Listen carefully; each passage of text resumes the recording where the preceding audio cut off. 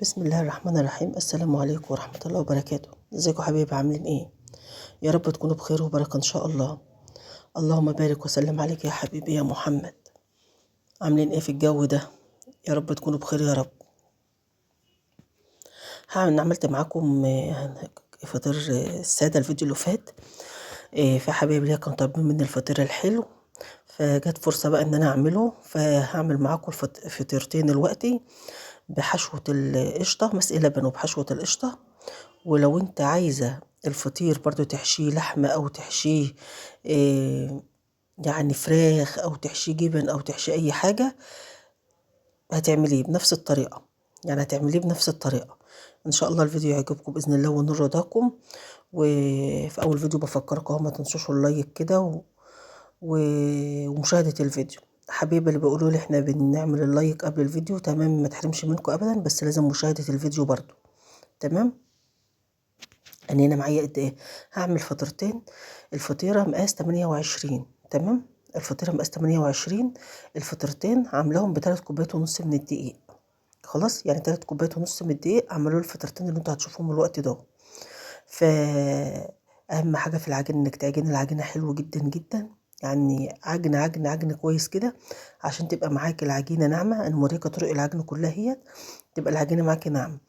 احنا في الشتاء بنخلي العجينة تكون لينة معانا شوية، ما تبقاش شديدة، تبقى لينة معانا شوية. خلاص، غير الصيف طبعا.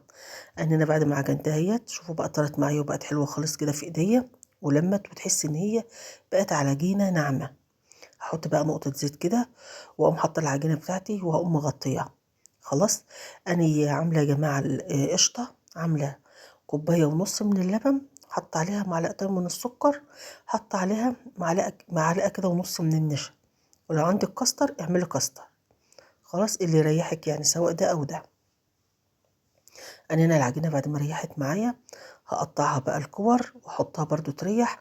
قبل ما اخبزها برضو خالص، لازم تسيبها معاكي تريح. عشان هقطعها بقى، يعني كل واحدة هعملها 4 كور. لو انت عايزاها 5 كور يمشي معاكي 5 كور، ما فيش فيها اي مشكلة. تمام. يمشي معاك 5 كور. طبعا الفطيرتين الحلو ده انا عاملاهم صاحبة بنتي، عاملة يعني عاملة عيد ميلاد وكده، وهم اصلا بيحبوا الفطير الشرقي جدا. بيحبوا عامة الفطير، اي نوع فطير، بس بيحبوا الفطير الحلو جدا. فكانت هتشتري، يعني عايزة تشتري وتحطه كده مع الحاجات، يعني حفلة عائلية صغيرة كده. فقلت لها انا هعمل لها من الفطيرتين دول. خلاص، فطيرتين كده وسط كده انا هعملهم لها. لان هو بره الفطير الشرقي يا جماعه اللي هو الحلو ده بره غالي جدا. فمن بره سعره غالي جدا، وهو يعني مش بيتكلف حاجه علشان السعر ده. فقالت لي ماما طب يا ريت تعملهم لها، يبقى يعني منها تبقى عاملهم لها يعني كده ايه، محبه يعني. قلت لها هعملهم لها مش هخضع، بس المشكله ان هي قالت لي ايه، يعني احنا قاعدين كده بنتكلم بالليل، قالت لي، قلت لها طب ما قلتليش من بدري؟ لا كنت يعني انجزت فيهم شويه عن كده. انا يا دوبك خلصتهم، كنت بصهم انا كنت بعملهم بسرعه البرق. والله في نفس اليوم بتاع عيد ميلادها كنت بعملهم لها. فما فيش، كان الوقت ما كانش فيه، كان الوقت كان ازف عليا خالص. تمام. فانا هوريهم لكم اهوت. حتى انا كنت بشتغل بسرعه جدا فيهم، عشان حتى القشطه حطها سخنه، لان ما كانش في وقت ان انا اسيبها ان هي تبرد. هتشوفها الوقت وهي بتدخن. فانت لما تيجي تعمل القشطه لازم تسيبها تبرد، ما تحطهاش في العجينه سخنه زي ما انا عملت كده. انا قادره اتحكم فيها. هي هتبقى معاكي سايحه وسخنه، مش هتقدري تشيلي الفطير. خلاص. فانا هنا بقى بعد ما سبته ريح خالص وارتاح معايا، هبدا بقى افرد معاكم. خدي بالك بقى من التكات بقى هنا. انتوا شايفين الدخنه اللي طالعه دي طلعت الدخنه بتاعت القشطه بتاعت الفطير اللي انا بقول لكم عليها. اني ما سبتهاش اما بردت، لان ما فيش عندي وقت ان انا بصراحه اسيبها تبرد. هي ما ينفعش تحط كده يا جماعه خالص. لازم تسيبها تسقع خالص، وبعد كده ايه تشتغلي فيها. انا هنا بقى بعمل ارضيه. خلاص.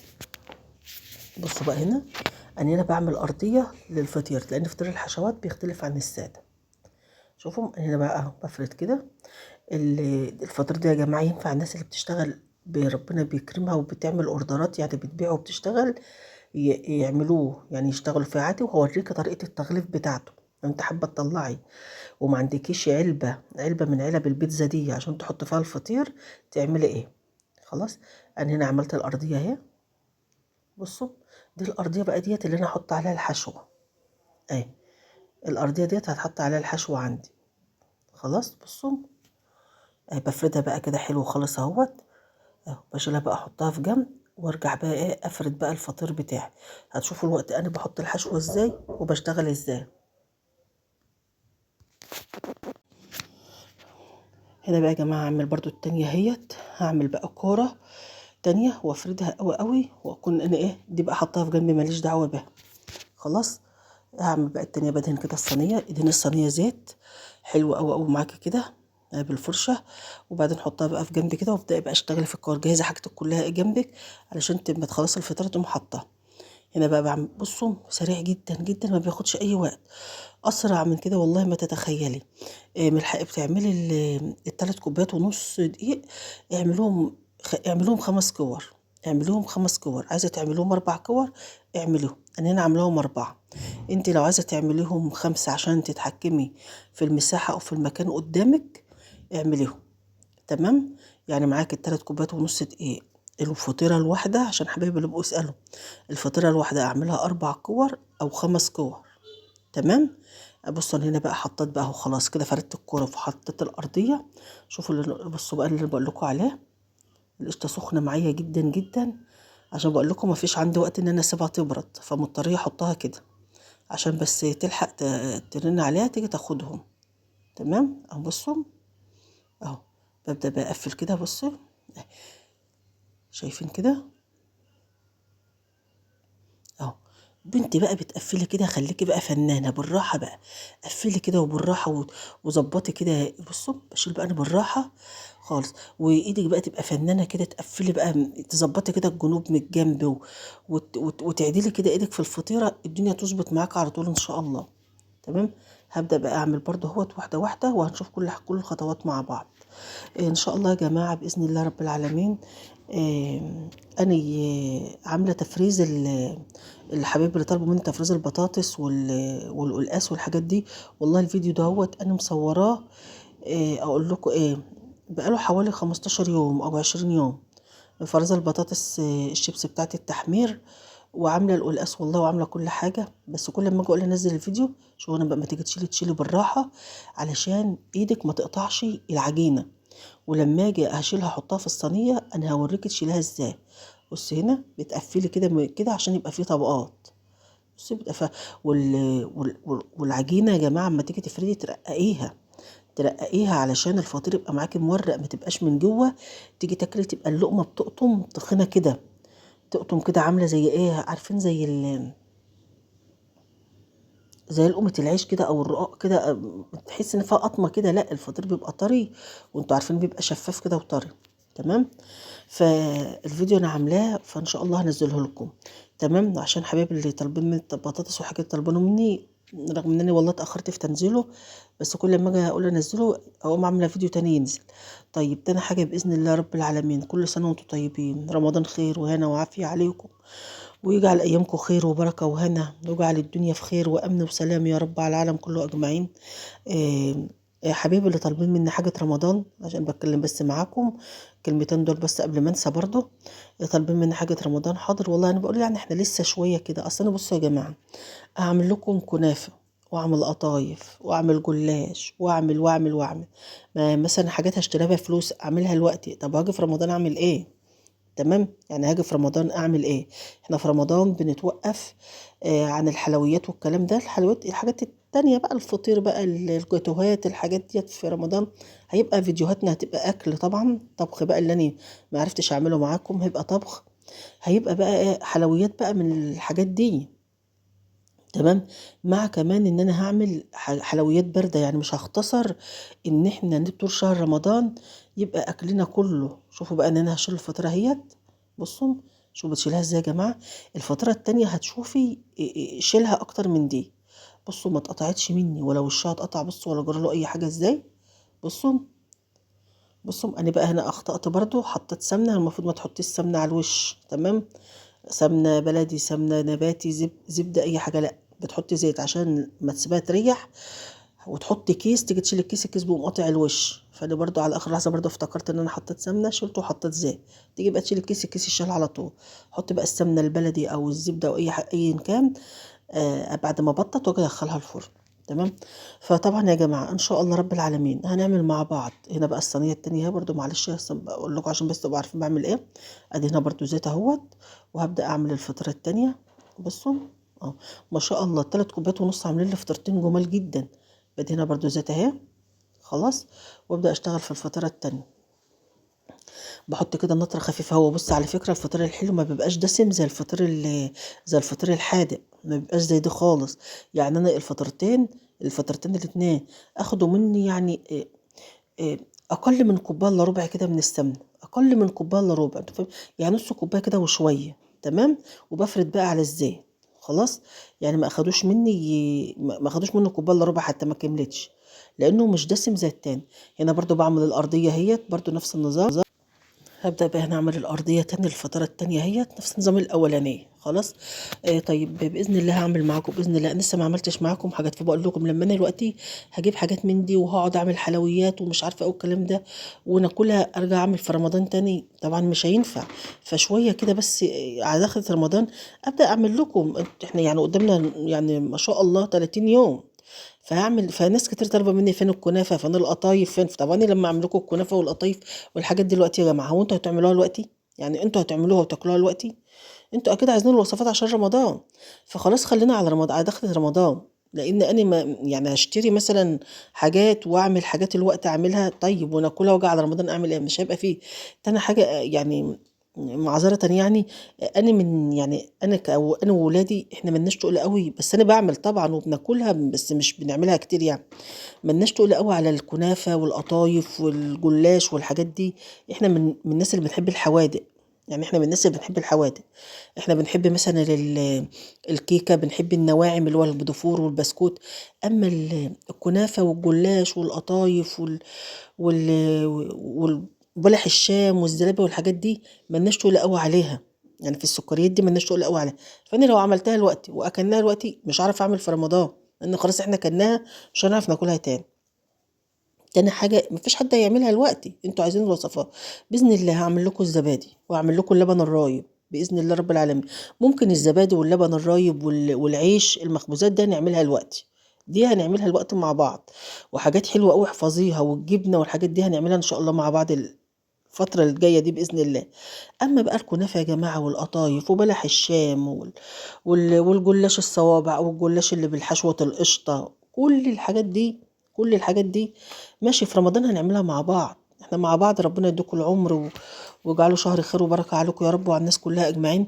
هنعمل الحاجات دي كلها مع بعض، أنا مش ناسيها والله. أنا كل سنة بعمل كده. يعني كل سنة يا رب يبلغكم رمضان لا يجعل بينكم فاقد ولا مفقود.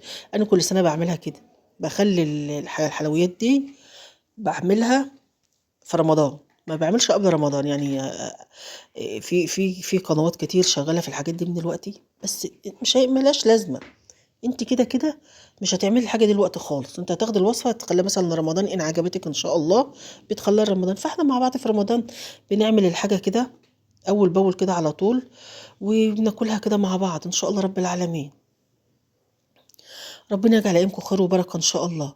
فباذن الله اما اليوم اللي جاي نعمل بقى معاكم الزبادي الساده وبالفراوله، وهنعمل العيش انواع عيش كتير للسحور حلوه قوي تعجبكم. هنعمل الفول.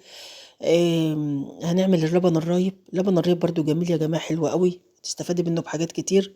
اعمل لكم اللبن الرايب، هبدا بيه باذن الله. هقول لك تعملي اللبن الرايب ازاي، وازاي تشيلي من عليه القشطه بالراحه وتاكليه. تمام. كل حاجه هقولها لكم باذن الله.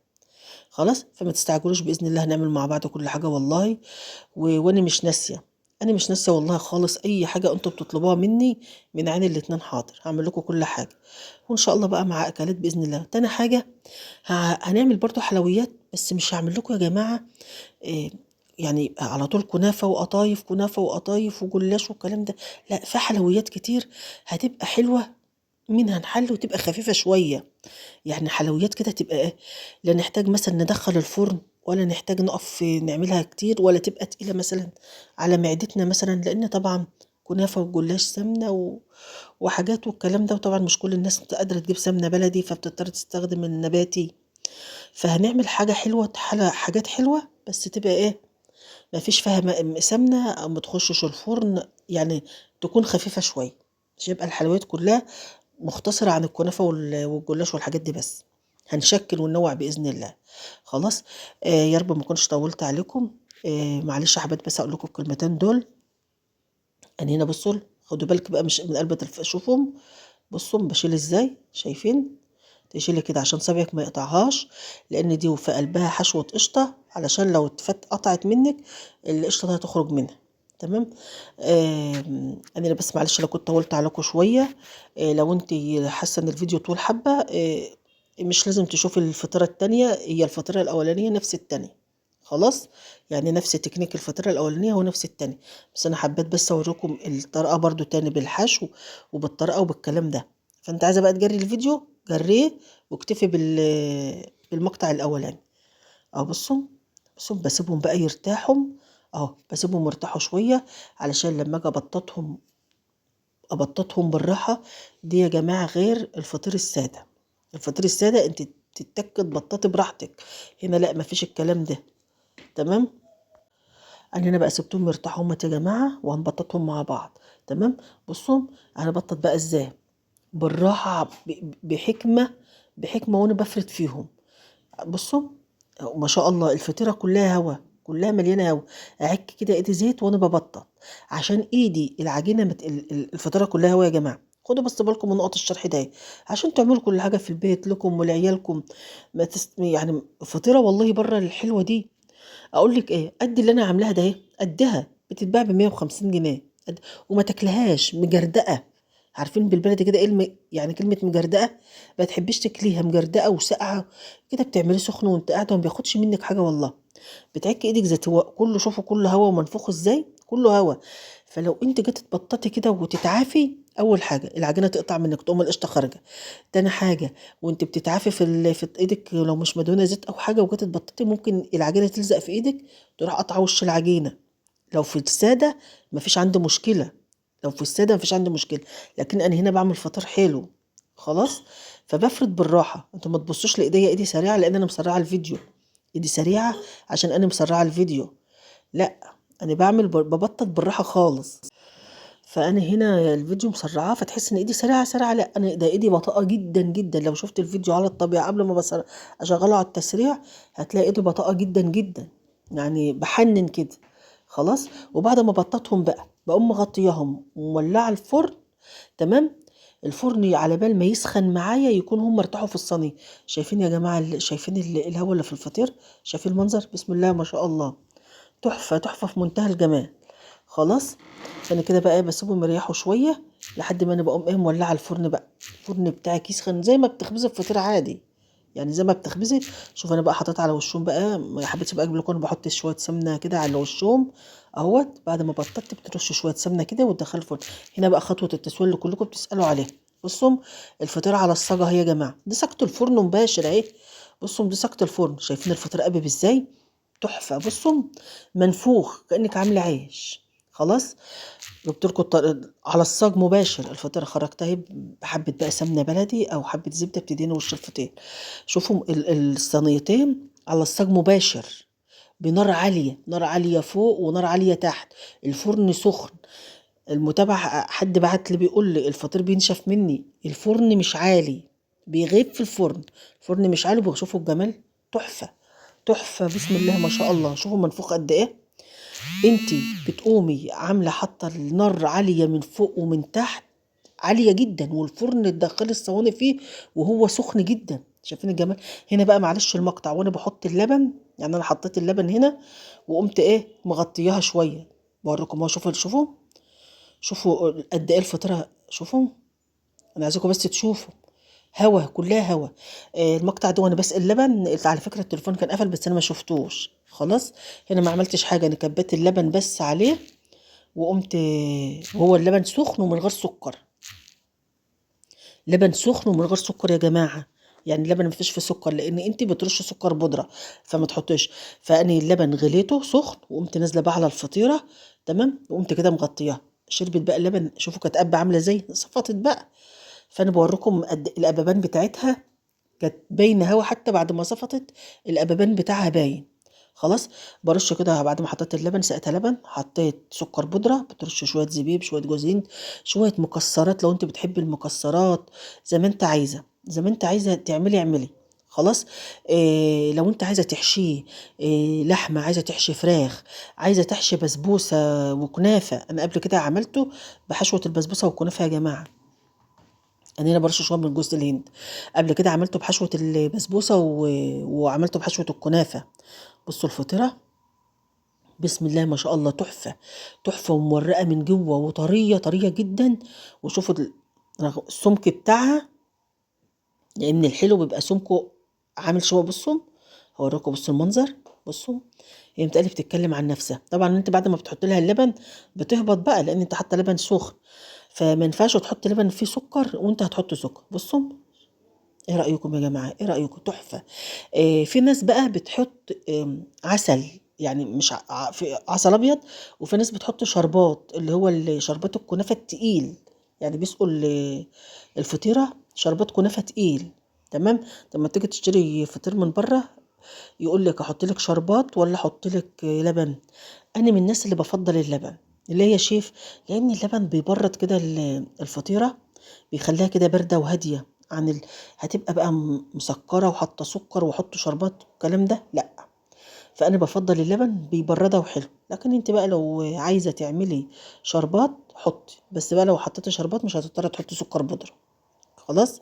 فاللبن بيبرد الفطيره، ولما بتيجي تاكليها بتحس كده انها شاربه لبن وبتبقى حلوه. يعني هنا بقى بصوا مقطعه اهوت بالمقص وتقطعوها مثلثات اهي. بصوا شايفين؟ بالمقص كده، المقص اسهل واسرع من المخرطه. خلاص. بصوا بتقطعها كده بقى مثلثات. والمكسرات دي بقى بتاعتك انت، دي حاجه ترجع لك انت بقى. لو هتعمليها بقى بحشوات حاجه تانية بتطلعها وبتقوم مغطياها بكيس او حاجه عشان تطرى. خلاص. بصوا، وبتكتري المادة الدهنية شوية غير الحلو، يعني لو انت هتحشي لحمة او حاجة بتكتري الحاجة. وانا من الناس اللي بفضل يا جماعة اللحمة برضو، والحاجات ديت بتبقى على وش الفطيرة بتبقى احلى من الحشوة من جوه. هنا بقى خلاص، معلش انا طبعا مش هقدر، انا عملت الاتنين. واحدة بره مع الولاد، بره بيغلفوها لان مفيش وقت ان انا اقعد اغلف الاتنين.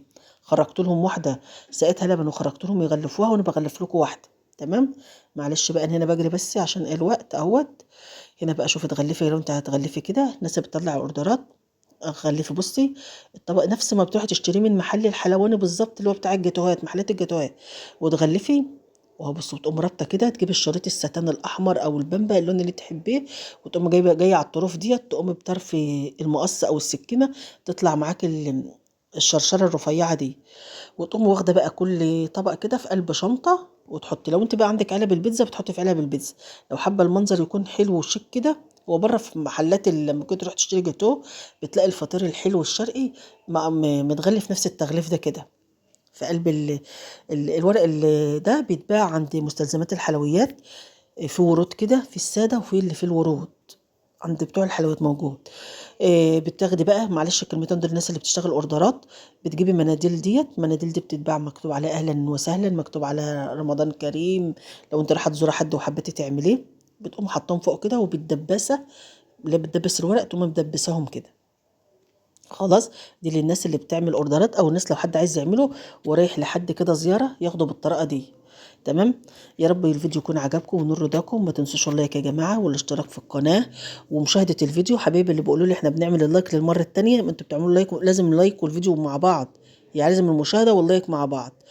وانا اسفه لو كان الفيديو طول عليكم، انا حبيت بس اتكلم معاكم كلمتين واوريكم الفينش الاخير ده للناس اللي هتروح تزور حد. وكل سنه وانتم طيبين، وما تنسوش اللايك، والسلام عليكم ورحمه الله وبركاته.